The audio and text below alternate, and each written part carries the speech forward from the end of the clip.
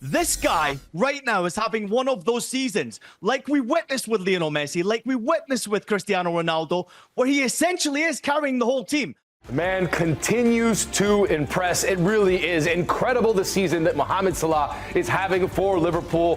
38 matches, 30 goals, and 21 assists. 75 chances created. It's his fifth 30-goal season with Liverpool, and really is just continuing to show that he is a historic player. It's not just a one-off. It is continuous, and it really is becoming to we've been talking about it now for quite some time, Michael Hood, where I said he could be one of the best players to ever play for Liverpool. But with the season he's having, I'll just ask you flat out, is he the best player to ever play for Liverpool? Yeah, he is the best player after Steven Gerrard. You can't take away that one night at Istanbul. But in the Premier League, right now, what he's doing, I love it. He's the best player in the world. I will give you that. But give me a big trophy. Give me the Premier League trophy. Give me the Champions League. We're not done yet. He's still cooking. But Stevie G. But he's won both. He's won the Premier League, something that Stevie G never did. Look at what Stevie G had to work with, right? No disrespect to the players, but Stevie G put the team on his back one season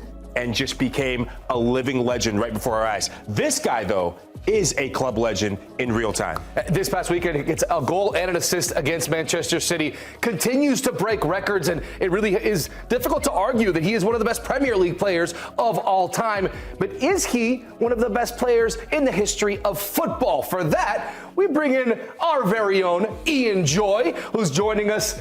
Decided to take the day off. He's sitting at home. Look at him. But he had to get in on this conversation. Ian, thanks for joining us, my man. Look, we've all watched Lionel Messi. We all watched Cristiano Ronaldo. You had an opportunity to cover that league fairly closely.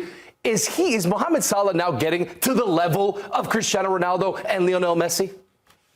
Well, listen, first and foremost, it's great to see you boys, and great job as always covering in on Scoreline. You two guys are stars on our network, and we are speaking about a superstar right now. Listen, he's just as good as any of them, in my personal opinion. What Mohamed Salah has done this season has been quite remarkable in the Premier League. He's probably going to end up, statistically, with the best Premier League season we have ever seen. Now, we obviously understand and respect what Lionel Messi did. I mean, I remember the 91 goals that he scored in the calendar year 2012. That was fabulous to watch him score every single game. He did something, and it was remarkable to watch a world-class superstar do his magic. But then you got Cristiano Ronaldo, who was battling for Ballon d'Or with him every single year, and then did that back-to-back, obviously, throughout 2013 and 14. And he himself had an amazing, 69 goals in 2013, and I think only Lewandowski's done 69 goals in a calendar year. But Mohamed Salah is different, right? He's not necessarily a striker.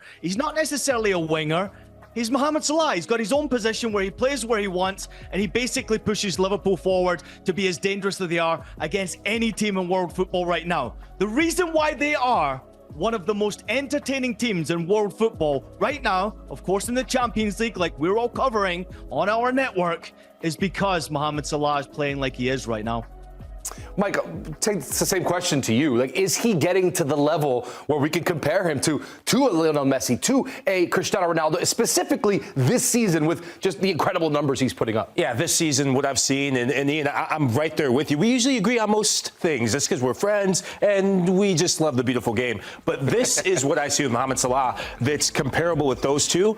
They have an aura about them. When they stepped on the field, it wasn't a matter of if they were going to get a goal and an assist. It was when they were going to be the deciding factor in matches. Pep Guardiola and Manchester City will be so happy when they don't have to play against this guy. You could rattle off every team in world football that wants to see the back of him. They're sick and tired of seeing the front of him. And he just has that knack for coming up with the big moment week in and week out. I gotta jump in. Listen, on our network, we're far too friendly. We're far too kind to one another. We're all best friends, and we all want to. It's like the players you see in the tunnel right now. They're all taking pictures after games and in the tunnel going out. They're shaking hands. Never used to be like that in our day, so it's not going to be like that on our network as well. This guy right now is having one of those seasons, like we witnessed with Lionel Messi, like we witnessed with Cristiano Ronaldo, where he essentially is carrying the whole team. I know Liverpool is spread out amongst lost many talents and a wonderful coach who has come in and done a remarkable job.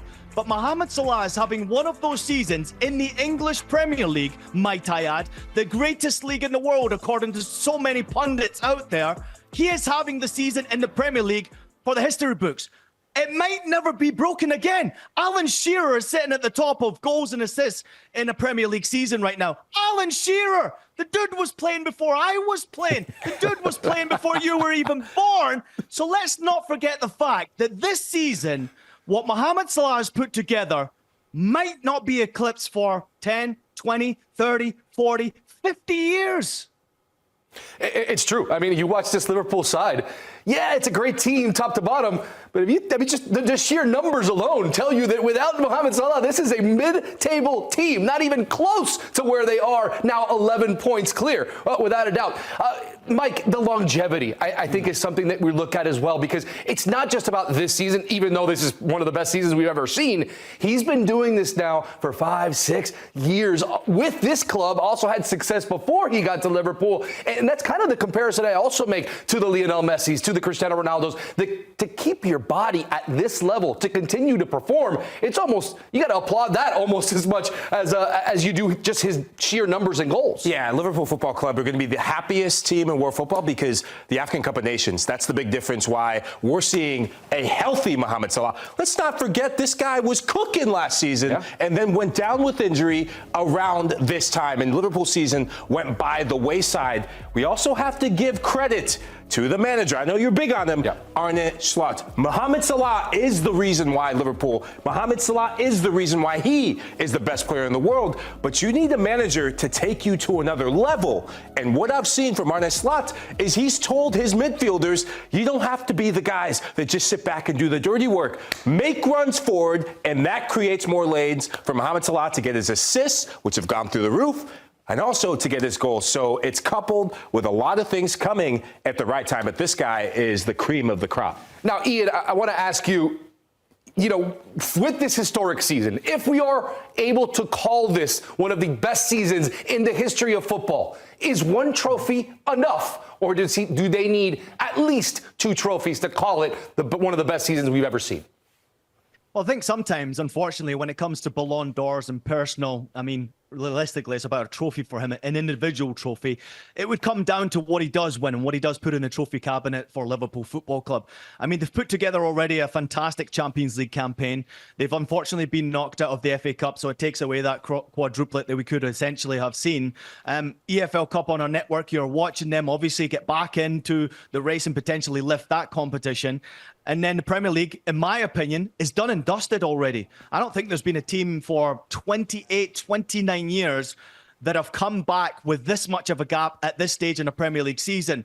So, yes, they do need to win trophies for it to be considered success. Mohamed Salah's season will still go down in the history books because there's no doubt in my mind with what the 41 goals and assist contributions that he's had right now in the Premier League, that will be smashed. This 47 that's sitting right now, don't forget that Andy Cole and Aaron Shearer, who are sitting on that record, they played more games than this guy. So for the fact that he's on the stage right now after 26, 27 match days, it's quite remarkable, and it will be a special season for the history books in the Premier League. Whether we like it or not, it might take a long time for it to be beaten.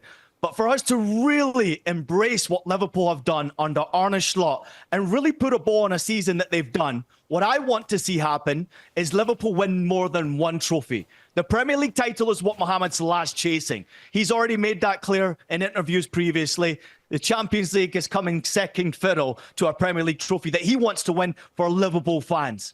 But I wouldn't put it past Liverpool from going deep in the Champions League as well. Who wants to play against them with the team in form that like they're in right now? The players who are out of contract are playing their best football. Virgil van Dijk might be the best defender in world football right now. Every single match day, this guy brings it with determination, with aggression, with leadership. He has become a better footballer in the last 12 months than I've seen him play previously in his time at Liverpool. And I didn't think that was even possible. And we're saying the same about Mohamed Salah. So I agree. Yes, get the trophies in the cabinet, lock him up, and you've got to at some point give him an offer that he simply can't refuse to stay and go on in the Premier League with Liverpool.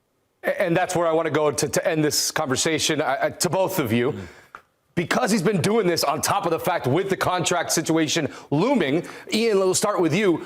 Does Liverpool need to sign Mohamed Salah more than Mohamed Salah need to sign with Liverpool? Listen, it's a great question, and it's one we should all be talking about right now. Why is this deal not got done already? I mean, Liverpool Football Club should, in my personal opinion, after what we're witnessing with this guy, what he does off the field and what he does on the field, why have they not made him an offer that he simply can't refuse? What is it he's waiting for? I would like to know where we stand on this contract situation. From what we're hearing, he's been offered a contract, but it's simply not good enough for him to sign it. So therefore, do you get to the stage where you invest so much into this player and lock him in for 2, 3, 4 years? Maybe that's what he's looking for, the years more than the money. I mean, in his condition, you pointed it out there, he's starting to look like Michael Lahoud in the mirror when you look at this guy. This guy is absolutely built. And some of the specimens that have come before him, Cristiano Ronaldo at his age, I mean, we saw Luka Modric at 39 years old scoring an absolute worldie for Real Madrid. This guy could be fitter than both of them. This guy, unfortunately, has had injuries in his career, but sometimes those injuries prolong your career at the end of your career. So what's the hesitation? For me, it's a no-brainer. Virgil van Dijk might be just as important for Liverpool Football Club to continue the success, but I know, obviously, Stefano, this means a lot to you, watching Liverpool every single week. If you lock those two players up, I'm not so sure about Trent if he's as important as those two players. If you lock the two most important players up, being Virgil and being Mohamed Salah, you might start to see a 3-4 year dynasty of Liverpool Football Club dominating English football. Yeah, I love what you said about that, and I love that you brought Verge into the conversation, because I think that what they both give, the stability that they both given, the identity of Liverpool, you think back to some of the dynasties Liverpool have had. They had some of the club servants of a lifetime. Your Kenny Dalglises, your Ian Rushes, they are the current generation of that. But I will say this, a Liverpool without Mohamed Salah is no Liverpool at all. Give the guy the money! I'm with you. Pay the man, Fenway Sports Group. You hear me? Pay the man. He deserves it.